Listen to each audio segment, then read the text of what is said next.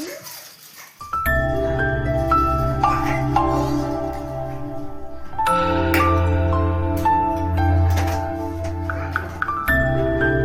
అలాగే ధనియా powder 2 table spoons, కొంచెం ధనియాల పొడి 3 టేబుల్ స్పూన్ వేసుకోండి, సరిపోతుంది టేస్ట్కి. గార్లిక్ జింజర్ పేస్ట్ 2 స్పూన్స్, అక్కడ ఫ్రెష్ బేబీ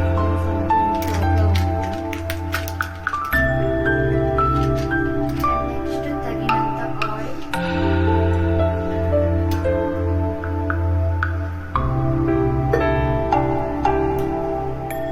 కొంచెం ఆయిల్ ఎక్కువ పడుతుంది ఫ్రెండ్స్. ఇంట్లోకి మ్యారినేట్ చేసుకోండి ఫుల్ మసాలా అంతా.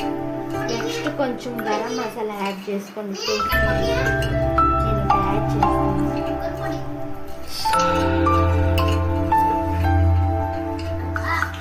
నేనైతే ఇలాగే చేసుకుంటాను కదా ఫిష్ కర్రీ, బాగుంటుంది చిక్కగా.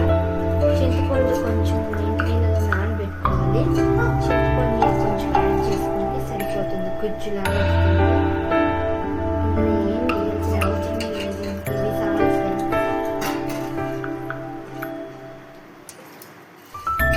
చూసారా, ఇలా మ్యారినేట్ చేసుకోవాలి.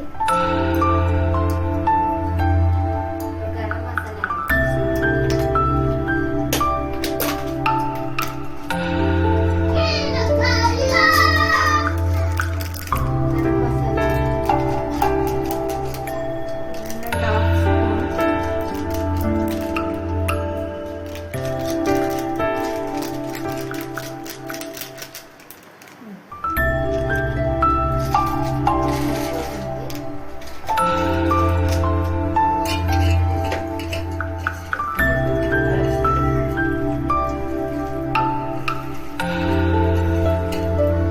చూసారు కదా, ఇలా ముక్కకు పట్టించాలి మసాలా అన్నది.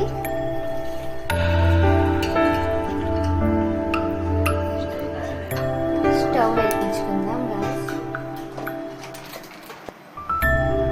ఇలా 1 గ్లాస్ ఆఫ్ వాటర్ వేయాలి మసాలా కొంచెం ఉడకడానికి.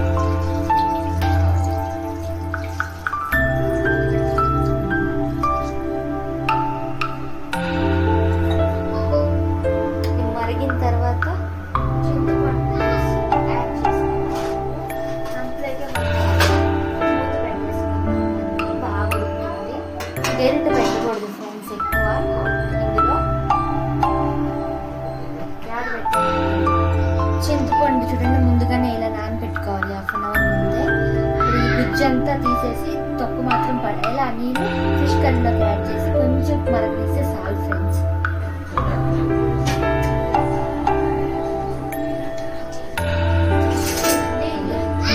కొంచెం ఉడకబెట్టుకోవాలి ఫిష్ని, అయితే బాగుంటుంది.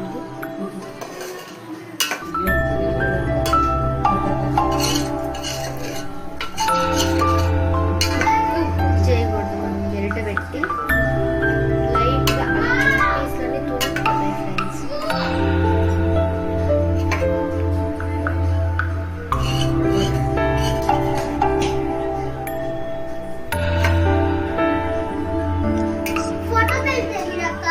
కరేపాకు యాడ్ చేసుకుందాం. ఇలా పచ్చిగానే యాడ్ చేయాలి, ఇంత పోపు ఏం పెట్టకూడదు. ఇలా చేస్తేనే బాగుంటుందండి. మా హస్బెండ్కి ఇలా చేస్తేనే ఇష్టం.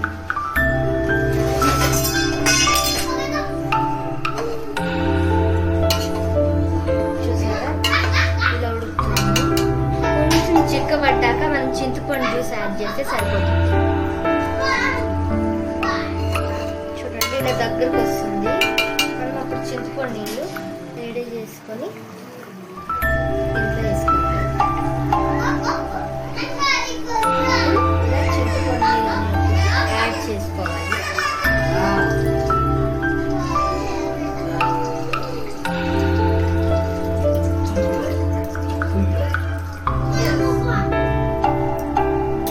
చింతపండు పులుసు ఎంత వేస్తే అంత టేస్టీగా వస్తుంది చేపల కూర అనేది.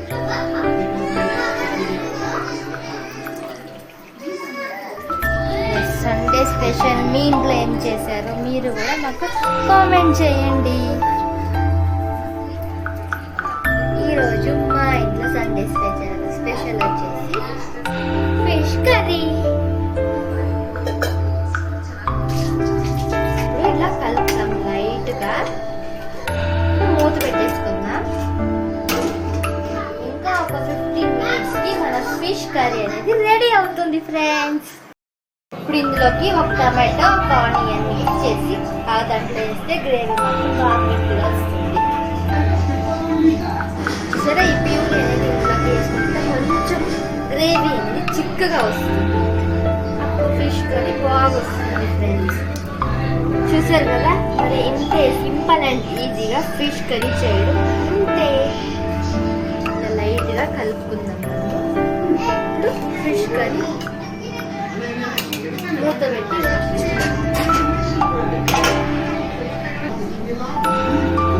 ఇప్పుడు అంతా దగ్గరికి వచ్చాక ఆయిల్ అంతా పైకి వస్తుంది. అప్పుడు ఫిష్ కర్రీ రెడీ అయినట్టు ఫ్రెండ్స్.